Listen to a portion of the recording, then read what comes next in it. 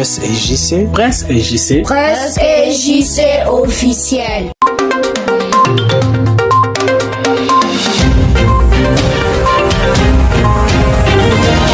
Dans un contexte marqué par la volonté de renforcement des confiances et d'une meilleure organisation au sein de l'Église universelle de Jésus-Christ et JC Asbel en sigle, le secrétaire général apôtre Pierre Kabina Wakatoubia a accordé une interview exclusive à la presse officielle des JC. Dans cette interview, le secrétaire général revient tout d'abord sur l'état général actuel de l'Église et les motivations profondes du projet de la contribution volontaire d'$1 par fidèle à chaque fin du mois. Pour répondre à votre première question, l'Église se porte bien à ces jours. Nous venons de traverser une période électorale. C'était une première expérience. Il y a eu quand même des mésententes, quelques déceptions. Mais je crois que c'est déjà passé. En tant qu'enfant de Dieu, en tant que oint de Dieu, tout le monde est déjà revenu à la raison, car tous nous sommes dans les champs de Dieu, nous sommes en train de servir Dieu. Je crois que tout se passe bien, il n'y a aucun problème. L'Église est en train d'évoluer, tant sur les plans administratifs que sur les plans spirituels.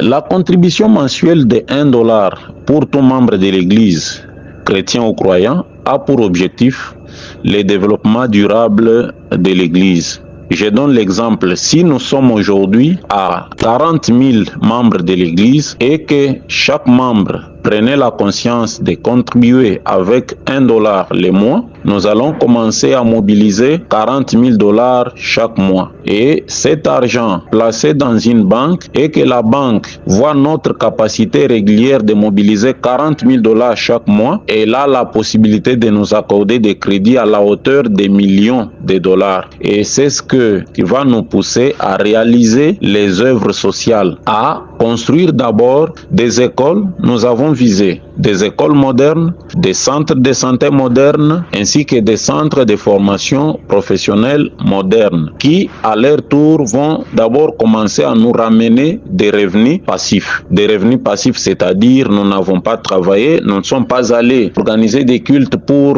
demander de l'argent, mais nous savons que à la fin de chaque année, quand nos écoles vont fonctionner, nous allons obtenir, par exemple, les revenus de $500 000. Et c'est avec ça que nous allons aussi mettre en place les œuvres sociales, comme les orphelinats et autres. Il a ensuite présenté les bilans actuels depuis le lancement du projet, tout en soulignant des avancées concrètes déjà observées dans certaines provinces ecclésiastiques, même si le travail de sensibilisation doit se poursuivre pleinement à l'ensemble de l'Église. À l'heure actuelle, il y a la province du Lualaba, il y a en deuxième position la province du Haut-Katanga, il y a la province du Congo central et la province de Kinshasa, donc soit 4 provinces sur les 12 ecclésiastiques. Beaucoup n'ont pas encore commencé à envoyer leurs fonds, c'est pourquoi nous lançons cet appel à tous ceux qui traînent d'emboîter les pas et aussi à toute l'église d'outre-mer, donc tous nos chrétiens croyants de la diaspora. Ces projets concernent le développement intégral de toute l'Église. Et face aux questions liées à la transparence et à la gestion des fonds, l'apôtre Pierre Kabina, le secrétaire général des JC, a précisé les mécanismes mis en place pour garantir la traçabilité et la réduction des comptes, s'inscrivant ainsi dans une logique de confiance et de responsabilités partagées. Là, c'est très important. La transparence, c'est très simple. Nous avons les devoirs de redevabilité. Cela signifie chaque mois, nous allons communiquer les montants versés par chaque province et nous en faisons la totalité.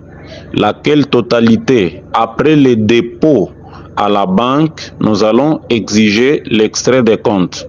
Par exemple, aujourd'hui, si nous prenons l'argent que nous avons eu, nous communiquons les montants et les montants sera suivi d'un extrait des comptes de la banque pour assurer tout le monde. En deuxième lieu, avant de faire tout projet, nous allons nous mettre d'accord avec les représentants provinciaux. Si nous sommes d'accord avec les représentants provinciaux, c'est-à-dire que nous sommes d'accord avec toute l'Église, parce que eux consultent les représentants régionaux, les régionaux consultent les chefs d'antenne et de section et ces derniers aussi sont en contact direct avec les apôtres missionnaires et les apôtres missionnaires avec tous les croyants. les bergers principaux avec les bergers régionaux et avec les chrétiens. Donc, c'est comme ça que nous allons nous mettre d'accord, moment venu, pour utiliser l'argent. Pour citer, l'apôtre Pierre Kabena appelle tous les croyants chrétiens de toutes les générations confondues à s'approprier cette vision collective, convaincu que l'Église peut accomplir de grandes choses grâce à l'unité, la discipline et l'organisation. Le mot de la fin, c'est de dire à tout membre de notre Église, chrétien, quelle que soit la génération, première, deuxième, troisième, quatrième génération, et la première promotion de la quatrième génération, que nous avons la parole spirituelle, nous avons le Saint-Esprit. Ça, c'est déjà une garantie. Mais pour ce qui est du développement matériel, nous n'avons pas encore besoin de réinventer la roue. Les églises du dehors ont une organisation à laquelle nous pouvons nous référer et nous bâtir aussi tout en ayant la parole et le Saint-Esprit. C'est pourquoi nous vous demandons, où que vous soyez, à vous approprier d'abord les contributions de $1. Partout où vous êtes, informez à votre frère que nous sommes aussi capables de devenir comme les autres églises du dehors. Nous sommes aussi capables de réaliser de grandes choses, ne serait-ce qu'avec les $1 mensuels. Et Dieu va bénir notre église. Que Dieu vous bénisse. Que Dieu bénisse l'église universelle de Jésus-Christ partout dans le monde. Au nom de Jésus-Christ. Amen.